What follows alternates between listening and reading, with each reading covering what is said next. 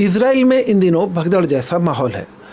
पढ़ा लिखा तबका मुल्क में रहना नहीं चाहता, कारोबारी अपना कारोबार समेट रहे हैं और अमीर लोग दूसरी जगहों पर जाकर सेटल हो रहे हैं। इससे भी बड़ी बात यह है कि जिन लोगों को सेटलर बस्तियों में बसाया गया था वो लोग वहाँ रहने को तैयार नहीं हैं। इन सब बातों का आयतुल्लाह सैयद अली ख़ामेनी की पेशीनगोई से क्या ताल्लुक़ है, आइए जानते हैं। मैं हूँ ज़ैग़म मुर्तज़ा और आप देख रहे हैं ईरान स्ट्रीम। अमेरिकी अखबार फाइनेंशियल टाइम्स में हाल ही में एक रिपोर्ट छपी। इस रिपोर्ट के मुताबिक सन 2023 के बाद से तकरीबन 2 लाख यहूदी इजराइल छोड़कर दूसरी या सुरक्षित जगहों पर जाकर बस चुके हैं। जो लोग इजराइल छोड़कर गए हैं उनमें डॉक्टर्स हैं, उनमें इंजीनियर्स हैं, उनमें प्रोफेसर्स हैं, उनमें साइंटिस्ट हैं, उनमें कारोबारी हैं, उद्योगपति हैं। यानी ये वो तबका है जो इजरायली इकनॉमी की कोर माना जाता था या इजराइल की जान माना जाता है, या जिनके दम पर इजराइल एक स्टार्टअप नेशन या एक बड़ा इकोनॉमिक पावर गिना जाता है। और ये ब्रेन ड्रेन हो रहा है, इसकी कई वजह हैं, इन्हें हम आगे जानेंगे। लेकिन पहले जान लेना ज़रूरी है कि फाइनेंशियल टाइम्स की इस रिपोर्ट की क्रेडिबिलिटी क्या है। फाइनेंशियल टाइम्स की अपनी एक क्रेडिबिलिटी है।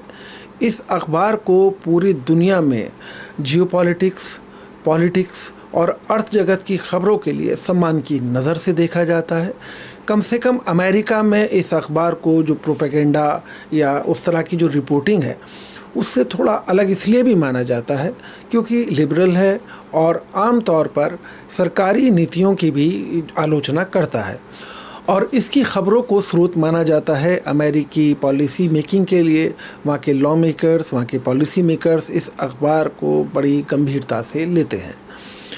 इसलिए कहा जा सकता है कि फाइनेंशियल टाइम्स ने अगर कुछ लिखा है तो वो एकदम झूठ या प्रोपेगेंडा या इस तरीके से कोई सतही खबर नहीं होगी। तो फाइनेंशियल टाइम्स हमें बता रहा है कि पूरी दुनिया से यहूदियों को लाकर फ़िलिस्तीनियों के जो खेतों पर, ज़मीनों पर या मकानों में लाकर बसाया गया था वो वहाँ अब नहीं रहना चाहते या वहाँ अपने आप को सुरक्षित महसूस नहीं कर रहे हैं। ये ज़ियोनिस्ट प्रोजेक्ट के ऊपर एक बड़ा करारा प्रहार कहा जा सकता है। इसकी एक वजह यह है कि इज़राइल ने पूरी दुनिया में यहूदियों को ये यकीन दिलाया कि ये आपका होमलैंड है, ये आपका प्रॉमिस्ड लैंड है जिसकी 3000 साल पहले बाइबल ने भविष्यवाणी की थी। और यहाँ बसने के बाद आपके आर्थिक हित, आपकी सुरक्षा, आपके जीवन से जुड़े जो तमाम पहलू हैं उनकी रक्षा की जिम्मेदारी स्टेट की है और आपको हर तरीके से फलने फूलने का मौका दिया जाएगा, जहाँ डर ना हो, जहाँ आपको रहने की आज़ादी हो और अपने मज़हब को अपने तरीके से जीने का एक वहाँ पर आज़ाद माहौल आपको मिल सके। लेकिन अब ये लग रहा है कि ज़ियोनिस्ट प्रोजेक्ट जिसके फेल होने की बार बार बात कही जा रही थी वो वक्त शायद आता नज़र आ रहा है। इसकी वजह यह है कि 2023 में अगर फाइनेंशियल टाइम्स की रिपोर्ट पर यकीन किया जाए लगभग 60,000 यहूदी इज़राइल छोड़कर चले गए। उसके बाद अगले साल 2024 में इज़राइल छोड़ने वालों की जो तादाद है वो 60,000 से 80,000 के बीच में है और फिर 2025 में 90,000 से ज़्यादा इज़राइलियों ने या वहाँ जो रह रहे यहूदी हैं उन्होंने मुल्क छोड़कर सुरक्षित जगहों पर पनाह ले ली। इसका असर ये हो रहा है कि इज़राइल में ब्रेन ड्रेन का एक ख़दशा पैदा हो गया है या डर पैदा हो गया है।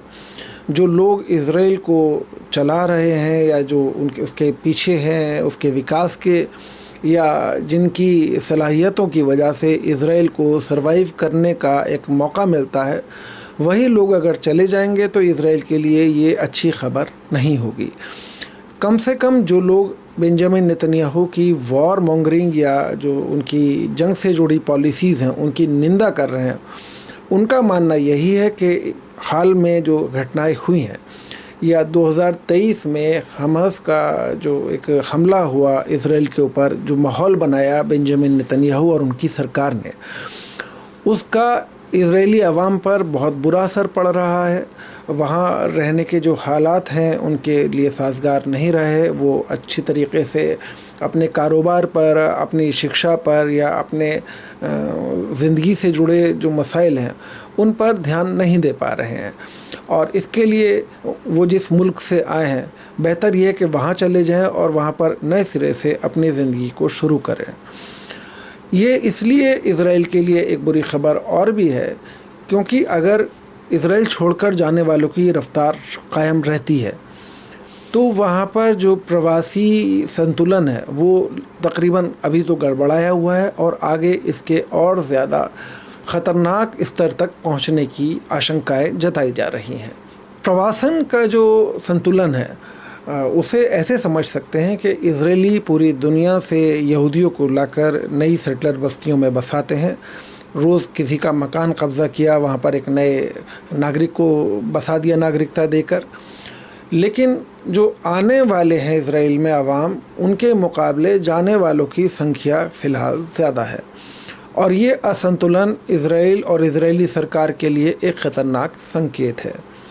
ये इसलिए भी ख़तरनाक संकेत है कि इस रफ़्तार से अगर लोग इज़राइल छोड़ते रहे या इज़राइल को छोड़कर जाते रहे तो सन 2040 तक वो स्थिति आ सकती है कि इज़राइल के पास सर्वाइवल का ख़तरा खड़ा हो जाए, या कह सकते हैं कि वहाँ का जो इंटेलिजेंसिया है, वहाँ का पढ़ा लिखा तबका अगर वहाँ से माइग्रेट कर जाएगा तो इज़राइल में डेवलपमेंट या एक ह्यूमन एक सर्वाइवल के जो एक मिनिमम पॉसिबिलिटीज़ होती हैं वो कमतर होती चली जाएंगी और वहाँ वो लोग रह जाएंगे जो बहुत ज़्यादा कट्टर हैं या जिन्हें सिर्फ लड़ाई झगड़े फसाद या जंग के अलावा कुछ नहीं चाहिए, जिन्हें क्वालिटी ऑफ लाइफ या एक बेसिक एमिनिटीज़ या सिविक एमिनिटीज़ के बारे में कोई फ़िक्र नहीं है, या जो लोग अपना भविष्य नहीं देखना चाहते या ग्रोथ को वो रिलीजियस और फैनेटिज़म में अपना जीना चाहते हैं।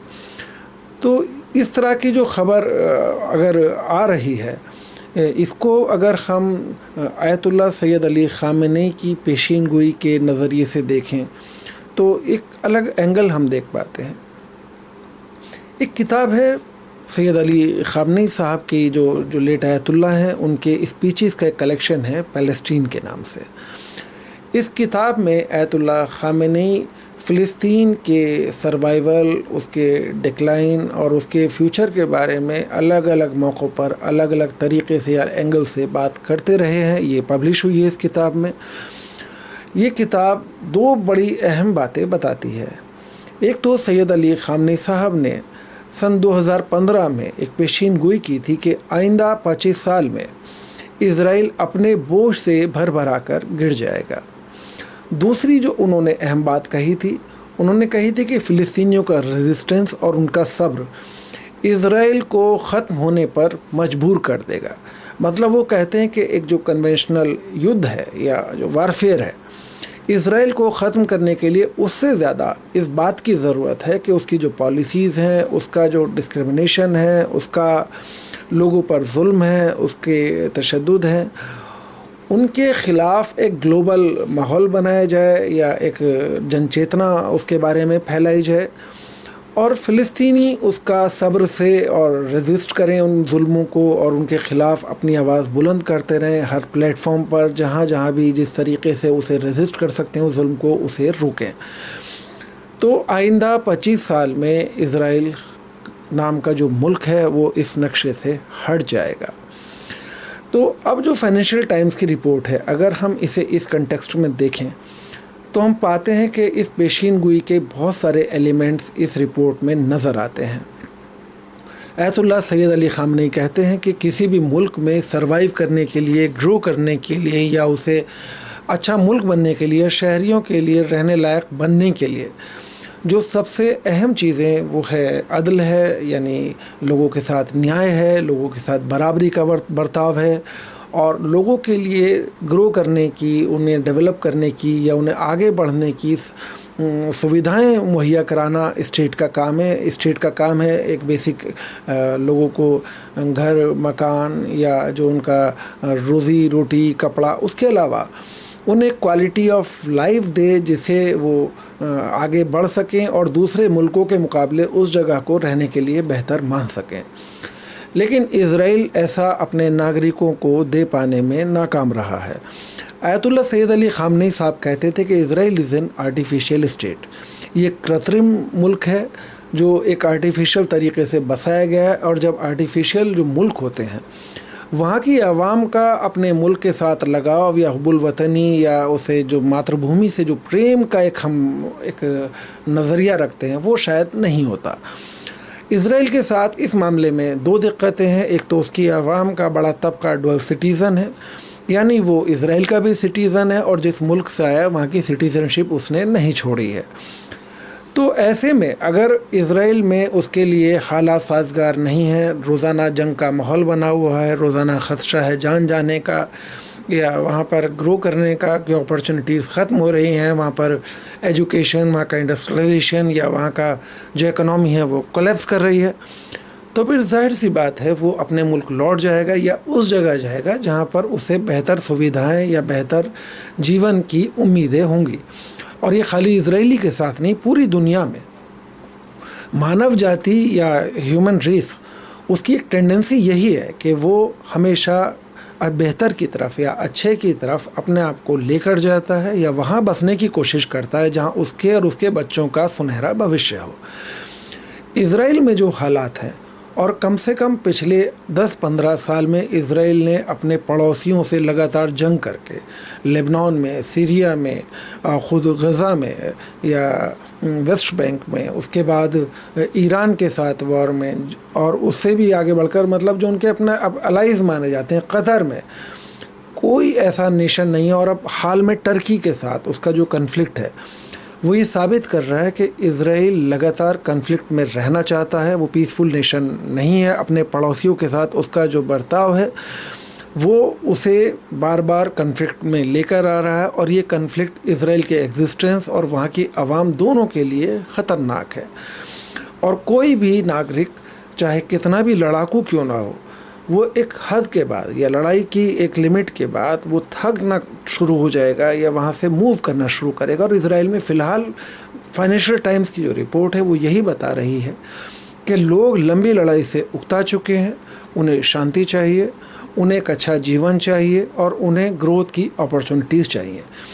यानी ज़ियोनिस्ट प्रोजेक्ट का पार्ट बनने को वो तैयार नहीं है, या वो एक ऐसे प्रोजेक्ट का पार्ट नहीं बनना चाहते जहाँ मज़हब के नाम पर या धर्म के नाम पर लगातार उन्हें जंग में या अपने दूसरे पड़ोसियों के साथ या दूसरे मज़हब के लोगों के साथ लगातार कन्फ्लिक्ट में रखा जाए और उन्हें मौका ही ना मिले कि वो आगे ग्रो कर पाएँ। आपको क्या लगता है इसराइल में जो हो रहा है इसका फ्यूचर क्या है? क्या अयतुल्ला अली ख़ामनेई साहब ने जो कहा था कि आइंदा 25 साल में इसराइल अपने बूझ से भर कर गिर जाएगा, क्या वो बात सच होने जा रही है? क्या इसराइल लगातार जैसे अपने पड़ोसियों के साथ कन्फ्लिक्ट में लगातार जा रहा है, लेबनान, सीरिया या टर्की या ईरान, तो उसके रहते वहाँ पर लोग नहीं रहना चाहते, वहाँ के लोग छोड़कर बिल्कुल चले जाएंगे और एक बैरन लैंड बचेगा जहाँ पर फ़िलिस्तीनी या बाकी जो अवाम है वो नए सिरे से अपनी ज़िंदगी शुरू कर पाएंगे? आप अपनी राय कमेंट बॉक्स में रख सकते हैं। आप हमें बताइए कि आप हमारे प्रोग्राम के बारे में क्या सोच रखते हैं। आप लाइक कीजिए, कमेंट कीजिए और इसे फॉरवर्ड कीजिए अपने दोस्तों को, हमारे प्रोग्राम को, और हमारे साथ बने रहिए, देखते रहिए ईरानी स्ट्रीम।